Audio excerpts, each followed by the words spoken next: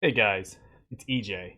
So, been doing a little bit of beta, been doing a little bit of pre-patch. So, gonna just go through a brief guide because it is pre-patch and things are gonna get tuned, and our damage is not gonna be the same as it is on the War Within. But I will be making also a beta guide for you guys to test out for the next month and see what you guys think. A lot of different tuning and a lot of different builds you can run. I'm just going to give you guys what I've been running through both, okay? So today we're going to go over the pre-patch builds that I've been going through and why I think I'm right on these builds. But again, there's no wrong way. There's so many builds you can run. Just want to throw that out there now. There's a lot of Shadow Priest builds. So to start, I am running mostly this. Let me actually spec out of this real quick, and I'll tell you guys what I swap and when I swap. So to start, I'm running essentially what I ran last season because our force set, but also on pre-patch, apparitions do a lot of damage, right? So dots are doing a lot at the moment on pre-patch, so it's your best friend. So right now I'm running Mind Flame Sanity and the regular Shadow Crash. And the reason I run regular Shadow Crash instead of the new Shadow Crash is simply because the new Shadow Crash locks on, shoots it at wherever the target is standing, and it is dodgeable. They can dodge out, move out of the way, or whatever. It does save that global of putting it down somewhere, and it's just, it kind of shoots at somebody. The bad thing is, like I said, it is dodgeable. So if it was like a homing missile where it followed them, that'd probably be really good. But also, let's say a healer's line of sighting, going for a drink, or a rogue's going line of sight, and you're like, oh crap, who's over there? Well, you can't aim your Shadow Crash with the new one. You have to do the old one, right? So there's just a lot of reasons why the old one's better in PvP. I will say the new Shadow Crash in Battleground Blitz is probably better than in the old Shadow Crash because there's really no line of sighting in Battleground Blitz. You just throw it out there, hit everybody in AoE. Pretty nice. It's just, you don't think about it, it just goes. But right now I'm talking about mostly arenas, Soul Shuffle, and I'll go over maybe a cool Battleground Blitz build. I personally like Void Eruption more than I like Dark Ascension.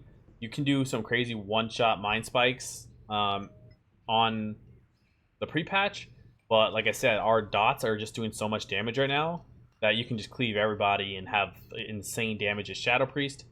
So it really is just to your play style. So I'm not running Mind Spike, I'm not running Mental Decay. The reason I'm not running Mental Decay is I put that 1 point into Dark Evangelism, because Dark Evangelism buffs Mind Flay by 5% and buffs Void Torrent by 5% along with the rest of your dots. So this only buffs Mind Flay if you're spec'ing a Mind Flay like I am by 10. So I lose 5% Mind Flay damage, put to buff Void Torrent and to buff the rest of my damage by 5%. Just to give you guys an example, if I target the PvP dummy, right, let me just go ahead and hit it real quick. Yeah. Okay. See, right here you'll see 111,000 on Mind Flay. If I go ahead and stack my thing, let's go ahead and drop that off. You'll see I have 117,000 now, right? So it goes up by that 5%. And then Void Torrent also gets buffed by the 431, right? So it goes from, well, let me go back, let me hit it again real quick. Drop that. And, well, I'm going to keep getting this stupid buff because I keep attacking it. Alright, so it's 410, right? So I think the trade-off is better than just going into Mental Decay. Getting the Dark Evangelism for 5% loss here, but 5% of all your dots and Void Torrent, I think it's better. So that's why I'm running this. Yogg Saron does pretty good damage. Idle N'Zoth still pretty much does the same as it did before pre-patch. So kind of running the same build. We were running very patty on the pre-patch, and you'll get a lot of damage out on that. Now you can do things like drop Idle N'Zoth and go into Mental Decay if you really, really want to get more Mind Flay damage, because yes, Mind Flay Insanity does a lot of damage.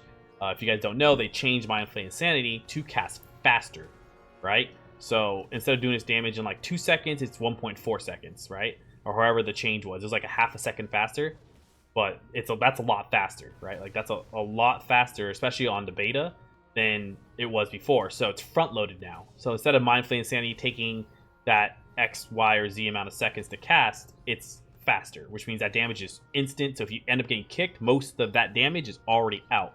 So it actually outperforms Mind Spike Insanity, in my opinion, on both pre-patch and beta. But again, if you guys are more comfortable having that extra school of magic, you can go into Mind Spike, right? You can just spec like this if you wish to. If you do go Mind Spike, you could drop Evangelism for Mind Spike. You can drop Idle Mazoth for Mental Decay if you wish to, and run a more, like I said, more one-shot build with Dark Ascension. This is more of like the one-shotty build. If you want some pad, if you want straight one-shot, you can drop the Yogg altogether and go into this build where you're just doing what we used to do last season, or season 3, where you would try to get a big one-shot Mind Spike on the Dark Ascension goes. Sorry, this is what it should look like. This would be like your big one-shot. If you don't want Shadow Crash, you can go into Ire for a bigger one-shot. And this is like your maximum one-shot potential. Just hard to get dots out. But this would be your maximum. Here goes the boom one-shot. And it does a lot of damage on pre-patch. I personally think you guys should go for the pad with the Void Eruption. It just consistent damage is so strong. Healers are really strong on the pre-patch anyways, so they just heal through a lot. So eventually you just like wither them down. So this is what I recommend personally. On the left side here on the Priest, there are so many options you guys can go. I personally like Manipulation. This also is because of the beta play I've been doing. We have the hero talents. Obviously we can't see them right now, but we have the Magic Absorption talent that absorbs 3% magic, and if you absorb Shadow, you heal that 3% you absorb. But you flatline have 3% absorption to magic. Well, 3% absorption to magic plus 2% to your targets that are dotted, which they should be. And then let's say you're playing a very like DH Ret, right? Or DK DH or Caster Cleave. All that's magic damage for most of their damage. So you can go Manipulation for 2%. You can go Spell Warding for 3%. And then you would have Protective Light for 10%, and you'd have 3% absorption. So you're like 10% tankier, well 8% tankier on just the talents, and then 10% with Flash of Light, and then 10% with Fade. So you get really tanky into these Caster Cleave plus melee who are actually doing magic damage. You live a lot longer. Now, I will say if you're getting Cleave, there is this talent on the beta, which is going to the War Within, that you can suck, like siphon, like 3% of somebody's health every 2 seconds on your team. That might be better. We'll have to see the healing differences. But anyways, on pre-patch, if you are running into, like I say, caster heavy or melee who do magic damage, you can do a few things to get over to spell warding. I recommend dropping Death and Madness. If you don't think you're going to be able to really worry about securing kills and fast, more of just over time, you can do something like this, right? Drop Mental Agility, drop Death and Madness, and there you go. Super tanky build, right? You have all this tankiness. You can even drop Powered Life for Bulwark if it's a super bursty comp and you're going to die in a stun instead of coming out of the stun. If you have a comp that you're going to live your days to a lot of damage, Powered Life does a lot of healing. So this is what I run if I need heavy magic. If it's a double caster cleave or something I know I can't get mind control, then I drop mind control and I drop mental agility, and then I go into spell warding, right? So this makes you still super tanky into those magic heavy melee or caster cleaves. If you can't get mind controls on, like they either can outrange you, even with the 6 yards here, or it's just you're just not gonna get those casts off, like it's an LE or a R Shammy with a Demon Hunter with a Death Knight with 19 bajillion kicks. You're not getting mind controls off. No reason to spec into it. So I recommend going into more tankiness, right? Same thing if you're going to fight crit heavy like warriors or marksman hunters, just swap that for blessed recovery, right? Swap that for blessed recovery, heal off that, heal off your power of lives, take 2% less damage here, 20% here. Just super live lord. If you live, you're most likely gonna win. That's how I always play. I always play to live, and that's why I was able to last season literally pushed from 21 to 30. What did I push to? 31-16 rank 1 by just playing tanky talents. Just I live, my dots will eventually wear people down and I'll win. So you don't have to try to just kill something all times. You're just going to naturally do damage. If you don't die, they should lose on mana or generally just out of cooldowns because you have CC that comes up pretty quickly. So this is what I recommend into heavy melee that are based off crit. So Windwalker, Warrior, Hunter, even Feral because they get a lot of crits. So you'll heal off that. So just food for thought. That's kind of what I'm running right here. This is my baseline. This is what I always go into an arena with, because for the most part, I can mind control a lot. For the most part, I'm going to have to dispel a lot, like versus Evokers, right? Mind control is a great thing to get their shrouds off instead of trying to dispel, right? You mind control, you mind control, you mind control, shrouds are off. There they go. There's your shrouds. You don't have to worry about spam dispelling. So I like having that, and there's a lot of Evokers out there.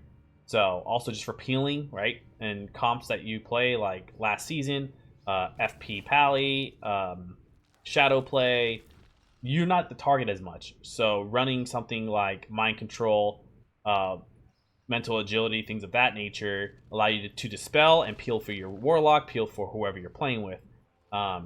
Let's say you need low grip. A thing I do is drop Death and Madness for low grip. If I really need to, if I'm not the target, especially because to grip my healer from traps or my Warlock or my Feral to keep them from kite them around.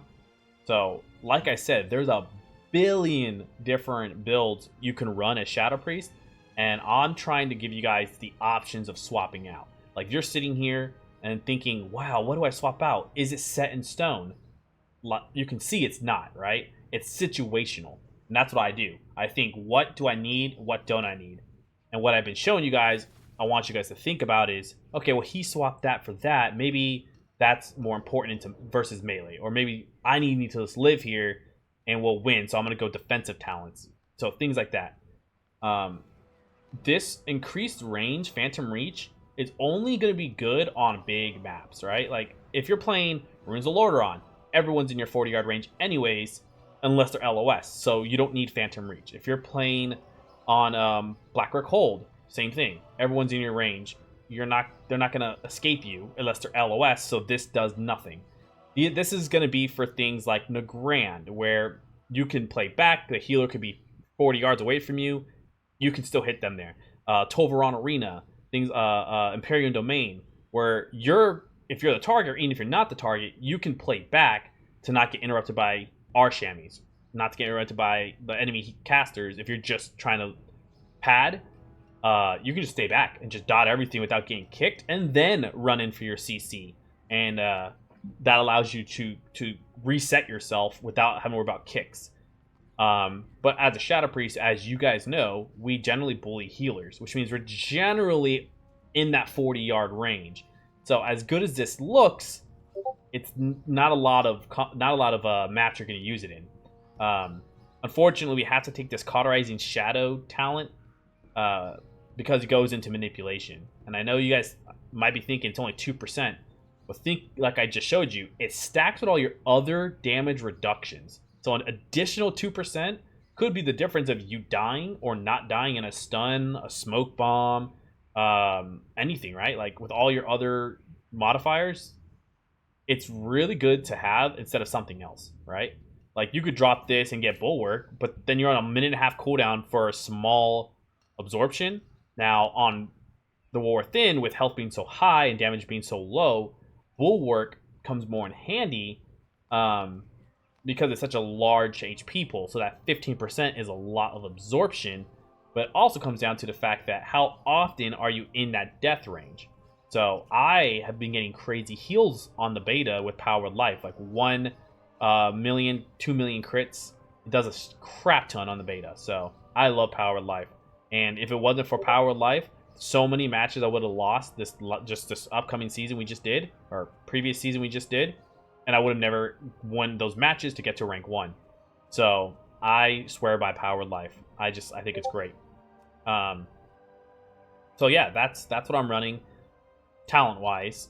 PvP talents, I am running generally Siphene, Phase Shift, and Catharsis. If I'm playing with a warrior, or if I'm playing with a assassination rogue, or just rogue in general, anything with a high MS, I drop Siphene for Driven if I know I'm going to get hit, right? Which I generally will if I'm playing with a hybrid comp like melee Shadow Priest. They're going to go me. They have the MS. I don't need the Siphene, so I want to get those Void Eruptions up, right? You could also go Mind Games if you're playing with a rogue as well, because they have the MS. You have Lockdown. You can get that extra damage. Mind Games is really not strong at all right now, but it's a better option if you're trying to go for a setup one-shot comp. So you could just swap the Siphene for that. If you're playing Mind Spike builds, you can go Mind Trauma, Phase Shift, and Catharsis. If you're playing a melee heavy build and Siphene gives you no value and it's gonna be a fast game, like you're talking about like a minute to 2 minutes, Driven to Madness isn't that good. So you can go Void Volley because it's gonna be a game you're gonna have to close out fast. So those are the options for PvP talents. And that's about it. For my obviously for gear, it's Hate's First. I'm still running the same gear I was before. I'm running my ring for the 535 ring. Wither Rot does a lot of damage on pre-patch. It does a lot of damage on in arena as of the pre-patch, and then running the Shadow Inferno because we're really high haste already. That extra mastery does a lot of damage. If you are getting trained, you don't have this ring, just throw on the other one. If I'm getting trained, I need that extra versatility, I just throw on the Draconic ring. But generally, I'm not having to in Solo Shuffle, but I'm also not having to in Battleground Blitz. I've been doing a bit of Battleground Blitz. I'm about 1600 now. I've been doing a lot more beta testing. So there you guys go. If you have any questions, let me know. I don't think I missed anything for this pre-patch. Same rotation for goes. Start your Shadow Fiend, get that Void Torrent going, right? Get as much insanity up as possible in the beginning, right? And then once you're ready to set up your Devouring Plague, you can just Void Eruption into a Devouring Plague. Look how fast that was. 1.1 second Mind Flame Insanity, right? Just insane amount of how fast it gets out, right? Like the damage is also super high. Like look at this, like 70k ticks in about 1 second. Like 2 Mind Flame Sanities for 500k. It's almost 600k. That's a lot of damn. So it's the same rotation. That hasn't changed at all. So if you have any questions, let me know down in the comments below. Let me know if you have any builds you think I should look at for both pre-patch and beta. I'm going to make a beta guide either tomorrow or the next day. So just keep an eye out for that. And come to my Twitch, CIQAJSbRac. I'll be streaming the beta and pre-patch, so you guys can ask me questions there, advice, anything like that. So I'm coming back for the War Within Strong, hopefully, and hopefully you guys share this, comment, like, subscribe. Let's get this algorithm going. I'll see you guys in the next one.